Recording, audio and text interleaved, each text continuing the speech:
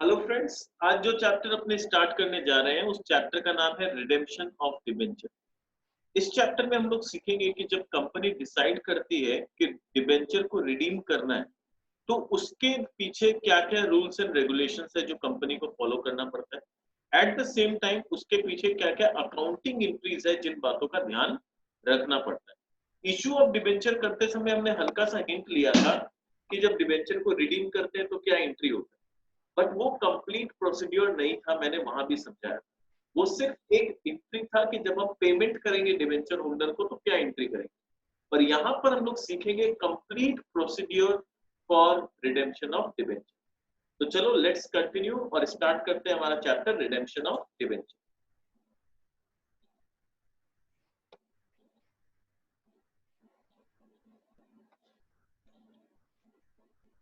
Meaning of redemption of debenture. Redemption of debenture means repayment of the amount of debentures to the debenture holder. ये तो हम लोग को पता है कि रिडेम्पशन ऑफ डिबेंचर का मतलब क्या है कि हम लोग डिबेंचर होल्डर को उनका पैसा वापस रीपे करना चाहते हैं। In other words, redemption refers to discharge of liability on account of debentures by repaying the due amount to the debenture. ठीक है, यानी अगर दूसरे वर्ड में इसको समझाएं तो रिडेम्पशन का मतलब क्या होता है, जो लायबिलिटी हमने ले रखा है, जो कर्ज हमने ले रखा है डिबेंचर होल्डर से, उस कर्ज को हम लोग चुकाना चाहते हैं। तो discharge of liability on account of debenture by repaying the amount due on debentures. The terms and condition of redemption are stated in the prospectus inviting application for issue of debenture। यानी किस terms and condition पे debenture redeem होगा वो invitation के समय prospectus में already लिख दिया जाता है। The terms of redemption are also clearly stated in the debenture certificate. Hence, the redemption is made in accordance with the terms of issue. यानी इशू करते समय ही आपको बता दिया जाता है कि क्या टर्म्स एंड कंडीशंस है इस डिबेंचर का, और जब इसे रिडीम किया जाएगा तो कब और कैसे रिडीम किया जाएगा। तो इशू करते समय जो टर्म्स एंड कंडीशन हमें बताया जाता है उसी के बेस पे फिर हम लोग फर्दर रिडेम्पशन का प्रोसेस भी करते हैं। Next, sources of finance for the redemption of debenture. यानी डिबेंचर को रिडीम करने के लिए जो पैसे की जरूरत है वो पैसा हम कहां से अरेंज करते हैं। तो देखो क्या लिखा है, the amount required for redemption of debenture may be managed by a company from the following sources. तो कंपनी ये तीन अलग अलग सोर्सेज से वो पैसा मैनेज करती है जो पैसा उसे डिबेंचर होल्डर को चुकाने के लिए चाहिए। क्या क्या है, पहला redemption from proceeds of fresh issue of shares and debenture. या तो हम कोई नया इक्विटी शेयर इशू करके पैसा अरेंज करते हैं और वो पैसे से हम डिबेंचर होल्डर को चुकाते हैं, या तो हम कोई दूसरा कैटेगरी ऑफ डिबेंचर इशू करते हैं। ठीक है, सुन के बहुत अटपटा लगता है ये कि एक तरफ तो हम डिबेंचर होल्डर को पैसा चुकाना चाह रहे हैं और दूसरी तरफ हम डिबेंचर इशू भी करना चाह रहे हैं। तो अगर डिबेंचर इशू करके हमें पैसा चाहिए तो फिर हम डिबेंचर को रिडीम ही क्यों कर रहे हैं। ठीक है, तो ऐसा सवाल मन में आ सकता है। तो देखो इसका पीछे रीजन क्या होता है। हो सकता है कि मैंने जो पुराना जो अभी डिबेंचर मार्केट में इशू किया हुआ है उसका रेट ऑफ इंटरेस्ट बहुत हाई है। मान लो वो 15% का डिबेंचर है तो मुझे 15% का ब्याज देना पड़ रहा है। अगर मेरे को लगता है कि आज के डेट में अगर हम नया डिबेंचर 10% वाला इशू करें तो भी पब्लिक खुशी खुशी ले लेगी क्योंकि बैंक का रेट ऑफ इंटरेस्ट बहुत कम हो गया। अगर ऐसा सिचुएशन होता है तो मैं क्या करता हूं, मैं 10% वाला डिबेंचर इशू करता हूं जिसपे मुझे सिर्फ 10% का ब्याज देना पड़ेगा, और उससे जो पैसा आएगा उससे मैं 15% वाला डिबेंचर होल्डर को उनका लोन चुका दूंगा। तो यहाँ पर क्या होगा, 5% का ब्याज मेरा बच जाएगा। तो इसलिए भी कंपनी क्या करती है, कभी कभी लो रेट ऑफ इंटरेस्ट वाले डिबेंचर को इशू करके हाई रेट ऑफ इंटरेस्ट वाले डिबेंचर होल्डर को पे करके हटा देती है। ठीक है, लॉजिक समझ में आया क्यों होता है ऐसा। Next point number 2, redemption of debenture out of capital. Out of capital मतलब कि हम अपना कोई कैपिटल पोर्शन है, अपना कैपिटल को रिड्यूस करके वहां से हम लोग आउट ऑफ कैपिटल पे करेंगे। यहाँ पर कैपिटल का मतलब कहीं ना कहीं नेट वर्थ है कि कैपिटल जो होता है equity share capital and preference share capital, उसके साथ हम रिजर्व्स एंड सरप्लस को प्लस करते हैं तो वो हो जाता है नेट वर्थ। पर यहाँ पर बोल रहा है कि हम आउट ऑफ कैपिटल करेंगे, यानी नेट वर्थ में से हम पैसा पे कर देंगे। तो उसमें से अगर हम रिडीम करते हैं तो मेरा कैपिटल पोर्शन घट जाएगा। और तीसरा होता है redemption of debenture out of profit. Out of profit मतलब आपने प्रॉफिट कमा कमा के इतना सेविंग्स कर लिया है कि वहां से आप ये कर्जा चुका सकते हो, तो इससे आपके कैपिटल पे कोई फर्क नहीं पड़ेगा, यानी कैपिटल पोर्शन उतना ही रहेगा। जो अपने पास एक्यूमुलेटेड प्रॉफिट है, जो अपने पास रिजर्व्स एंड सरप्लस में प्रॉफिट है, उसको हम एक नया अकाउंट खोलते हैं डिबेंचर रिडेम्पशन रिजर्व, और उसमें रुपया को ट्रांसफर कर देते हैं, और फिर वो रिजर्व में से हम डिबेंचर होल्डर को चुका दें। तो इसको बोलते हैं रिडेम्पशन आउट ऑफ प्रॉफिट। अभी हम लोग डिटेल में और पढ़ेंगे इस बारे में, ठीक है। तो पहला देखते हैं redemption from the proceeds of fresh issue of shares and debenture, कि नया फ्रेश इशू अगर हम करना चाहते हैं डिबेंचर का और शेयर का तो कैसे होता है। So when a company is in need of additional funds for the redemption of debentures, it may decide to issue new equity share. तो वो डिसाइड करता है कि मेरे को हो सकता है नया इक्विटी शेयर इशू करना पड़े, या फिर उसको प्रेफरेंस शेयर इशू करना पड़े, या तो डिबेंचर। वो कुछ भी नया इशू कर सकता है, वो चाहे तो इक्विटी शेयर इशू कर सकता है, प्रेफरेंस शेयर इशू कर सकता है, डिबेंचर भी इशू कर सकता है। The proceeds of the fresh issue of share capital and debentures are utilized for redeeming the old debentures, और इनसे इशू करके जो पैसा आता है वो पैसा से मैं पुराने डिबेंचर को रिडीम करूं। In such type of redemption, the financial position of the company is not adversely affected. तो इससे क्या होता है, कंपनी के फाइनेंशियल पोजीशन पे कोई फर्क नहीं पड़ता है। बाहर से रुपया आया और वही रुपया मैंने इन लोगों को पेमेंट कर दिया, तो मेरे अंदर का कैश बैलेंस पे कोई तरह का कोई असर नहीं पड़ेगा। Next, redemption of debenture out of capital. तो आउट ऑफ कैपिटल का नियम क्या है?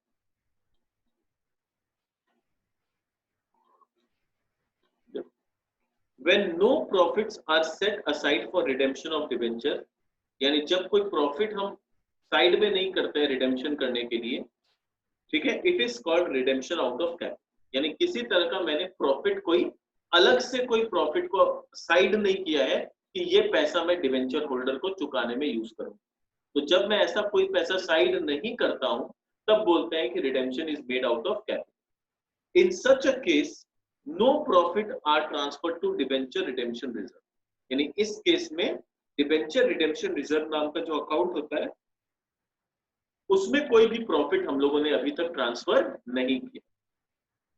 In view of section 71 subsection 4 of the Companies Act 2013 and the Security and Exchange Board of India SEBI guidelines requiring creation of debenture redemption reserve equivalent to, please mark, equivalent to at least 25% of the amount of debenture issued before redemption commences. ये बोल रहा है कि redemption out of capital एक तरीका होता है जहां मैंने डीआरआर में यानी डिबेंचर रिडेम्पशन रिजर्व में कोई भी रुपया वहां पर जमा नहीं कर रखा। बट जो नया नियम है कंपनीज एक्ट 2013 का और सेबी का गाइडलाइंस भी जो बोलता है, अकॉर्डिंग टू दैट आपको मिनिमम कम से कम 25% रुपया, जितना भी रुपया आपको चुकाना है उसका 25% रुपया कम से कम डीआरआर अकाउंट में जमा होना चाहिए, उसके बाद ही आप रिडेम्पशन का प्रोसेस कर सकते। सपोज मुझे 1 लाख रुपया चुकाना, तो कम से कम 25,000 रुपया 25% रुपीस मेरे डीआरआर में जमा होना, उसके बाद ही मैं रिडेम्पशन का आगे का प्रोसेस कर सकता। ठीक है, ये रूल है, ये याद रखना। ठीक है, it is not possible to redeem debentures purely out of capital. तो अगर हम सोचे कि हम 100% डिबेंचर का रुपया हम आउट ऑफ कैपिटल चुका दें तो वो पॉसिबल नहीं। कम से कम 25% रुपया तो आपको सेट असाइड करना ही पड़ेगा, और जो रुपया हम सेट असाइड कर देते हैं उसको हम लोग बोलते हैं debentures are redeemed out of profit. तो यानी कम से कम 25% रुपया तो आउट ऑफ प्रॉफिट रिडीम करना ही पड़ेगा। 75% रुपीज हम आउट ऑफ कैपिटल रिडीम कर सकते। Number 3, redemption of debenture out of profit. Redemption out of profit means that an amount equal to debentures issued, that is 100% of the amount of debenture, is transferred from surplus in statement of profit and loss to a newly opened account named debenture redemption reserve account. यानी एक नया account खोला जाता है debenture redemption reserve account, और जो भी हमारे पास रिजर्व्स एंड सरप्लस में प्रॉफिट एंड लॉस में जितना भी रुपया है उसमें से हम डीआरआर में 100% ऑफ द अमाउंट जितना हम पे करना चाहते हैं, मान लो अगर हमें 1 लाख रुपया चुकाना है तो पूरा 1 लाख रुपया हम डीआरआर में ट्रांसफर कर दें। It is called redemption out of profit, इसीलिए हम इसको क्या बोलते हैं, it is called redemption out of profit. क्यों बोला जाता है redemption out of profit? Because the transfer of profit to DRR reduces the amount of profit available for dividend. ठीक है, क्योंकि जो भी हम लोग ट्रांसफर करते हैं रुपया डीआरआर में, जितना रुपया भी हम ट्रांसफर करेंगे उतना रुपया अब जनरल रिजर्व या पीएल में से माइनस हो चुका है और डीआरआर में आ चुका है, तो उतना रुपया is now not available for dividend. यानी एक तरह से हम शेयर होल्डर लोग को, हमारे इक्विटी शेयर होल्डर या प्रेफरेंस शेयर होल्डर को हम ये इंफॉर्मेशन देना चाहते हैं। प्रेफरेंस शेयर होल्डर का तो मोर और less rate of dividend fix होता है, तो मेनली हम इक्विटी शेयर होल्डर को ये इंफॉर्मेशन देना चाहते हैं कि इतना रुपया हमने प्रॉफिट में से सेट असाइड करके डिबेंचर होल्डर लोग को देने का फैसला कर लिया, तो इतना रुपया आपको डिविडेंड के तौर पे नहीं मिलेगा। ठीक है, तो यही बोलना चाहते हैं कि these rupees which are transferred to DRR are now not available for dividend। वो रुपया आपको अब आपका रुपया नहीं रहा और आपको डिविडेंड के तौर पर वो रुपया हम नहीं दे सकते।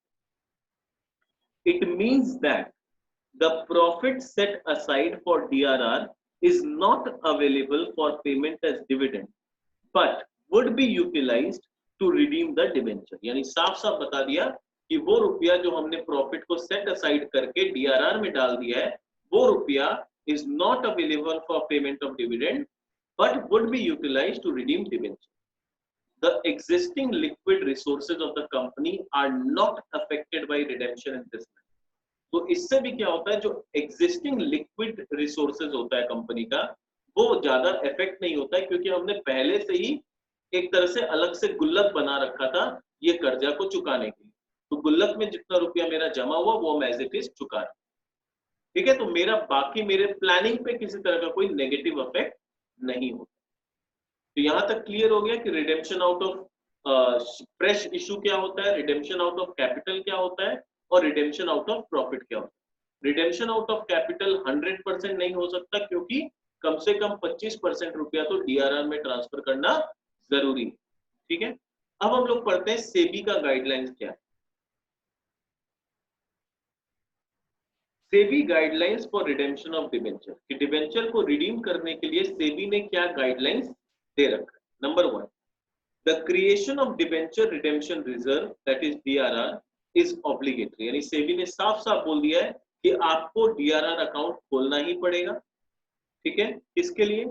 Only for non convertible debenture. यानी जो डिबेंचर, देखो दो तरह का डिबेंचर होता है, समझ लो। कन्वर्टिबल डिबेंचर होता है जिनको मैंने पहले बोल रखा है इशू के समय कि देखिए आपका ये डिबेंचर है, पर आज से 4 साल 5 साल के बाद जब रिडीम करने का समय आएगा तो ये डिबेंचर इक्विटी शेयर्स में कन्वर्ट हो जाएगा, इसलिए उसको बोलते हैं convertible debenture.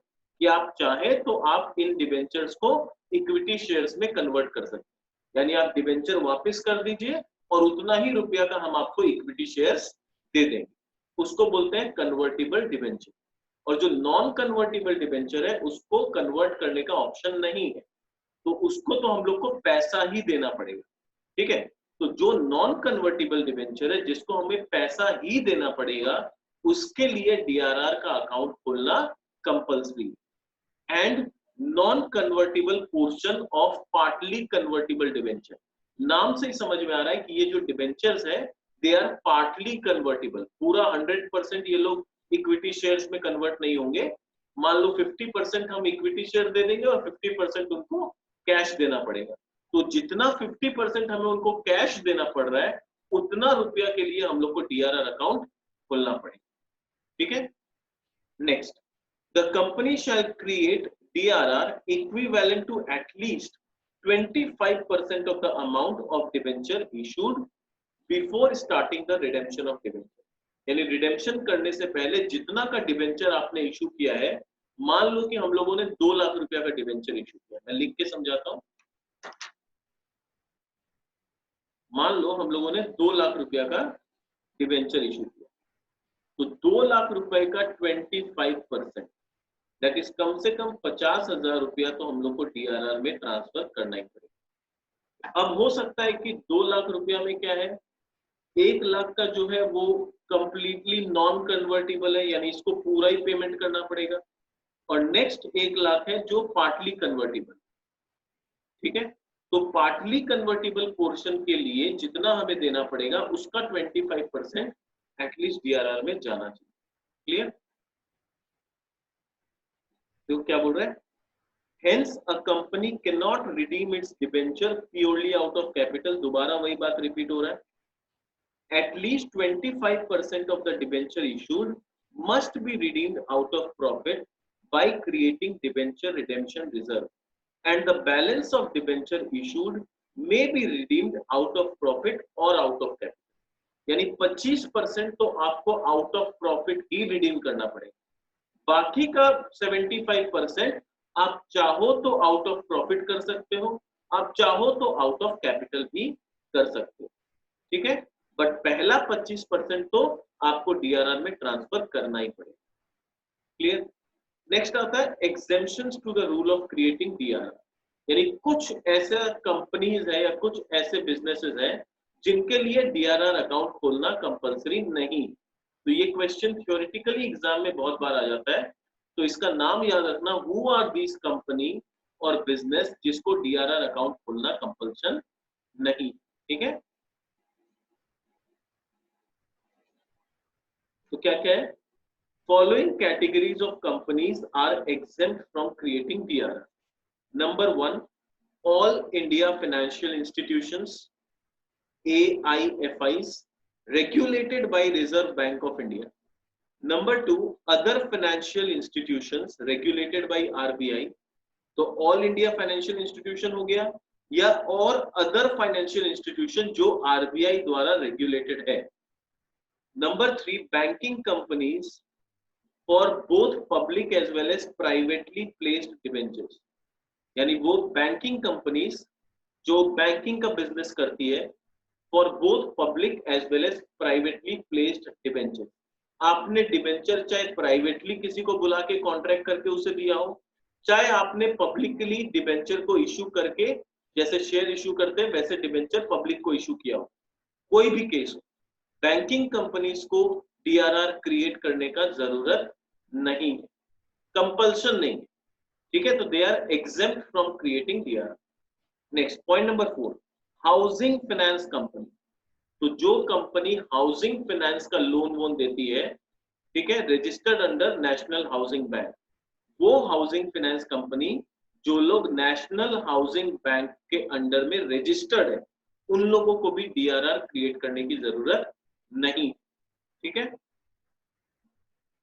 Next, debenture redemption reserve is shown on the equity and liability part of the balance sheet under the head shareholders fund.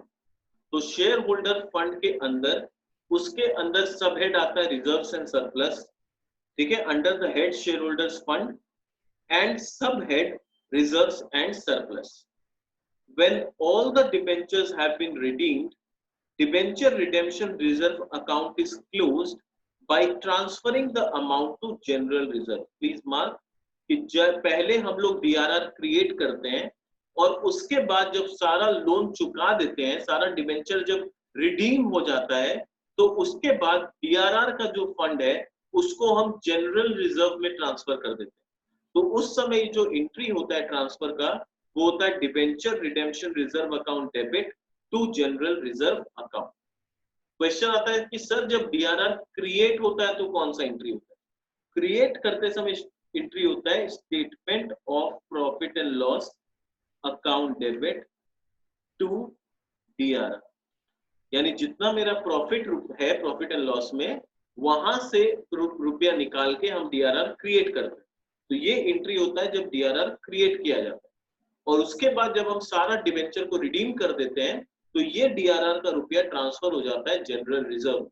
तो debenture redemption reserve account debit to general reserve, यहाँ credit हुआ था, यहाँ debit हुआ, DRR account cancel. ठीक है, close हो गया।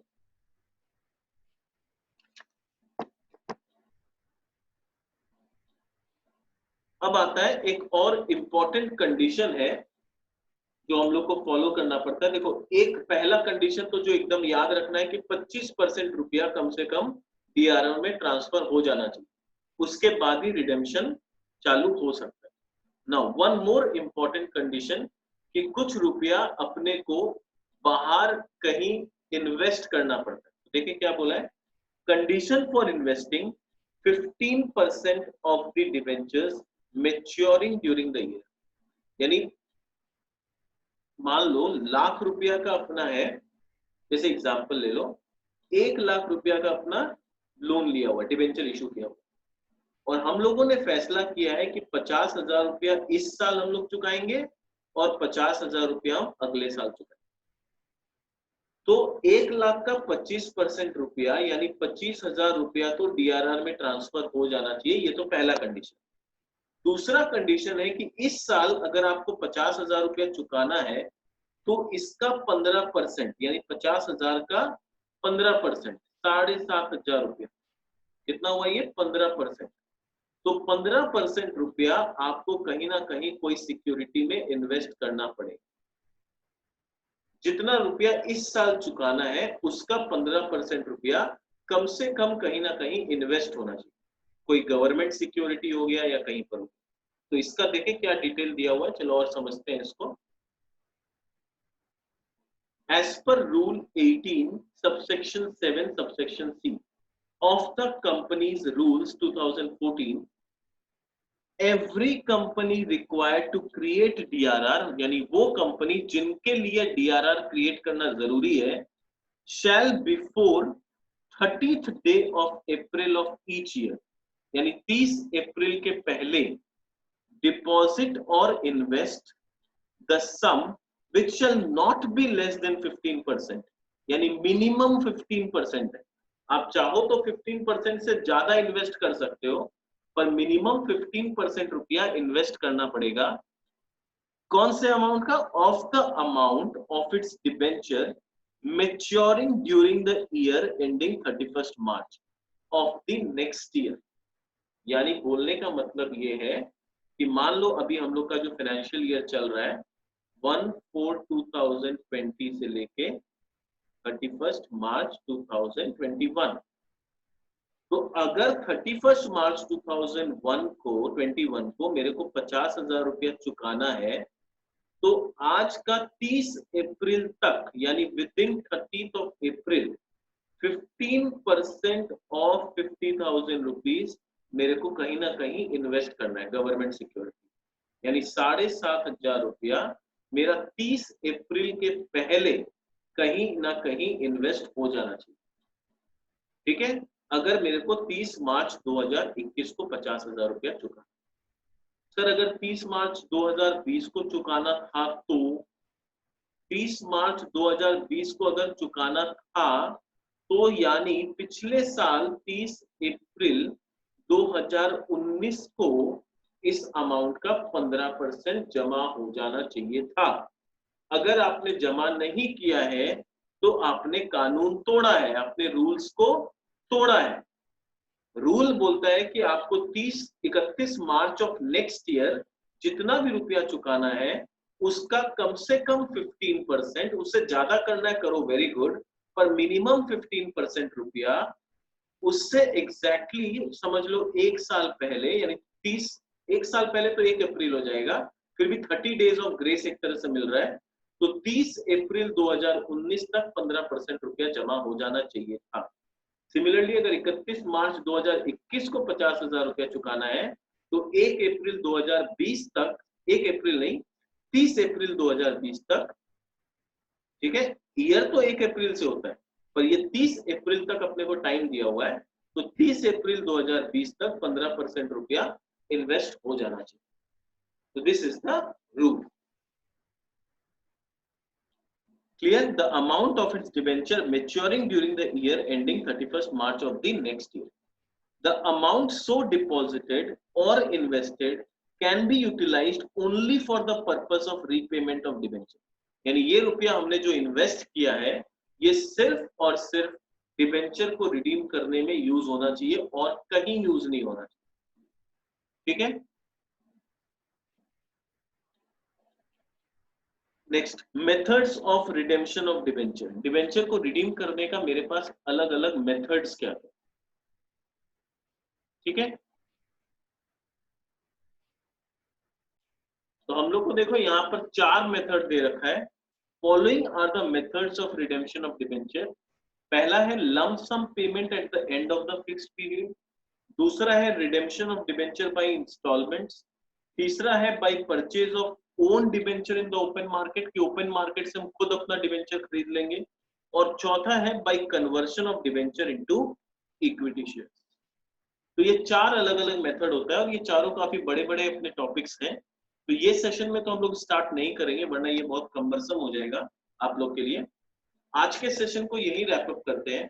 तो पहले आप लोग इसका रूल्स पूरा दिमाग में एकदम क्लियर कर लो, अच्छा से रीड कर लो कि 25% वाला क्या रूल है, 15% वाला क्या रूल है, तीन अलग अलग मेथड्स ऑफ रिडेम्पशन, पैसा अरेंज करने का क्या तरीका है, वो सब एक बार पहले अच्छा से रीड करके क्लियर कर लो.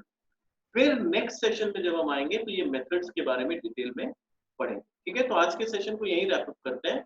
नेक्स्ट सेशन में हम लोग मेथड्स के बारे में पढ़ेंगे. ठीक है. चलो तो फिर ये सेशन को एंड करते हैं. मिलते हैं. Bye bye. Next session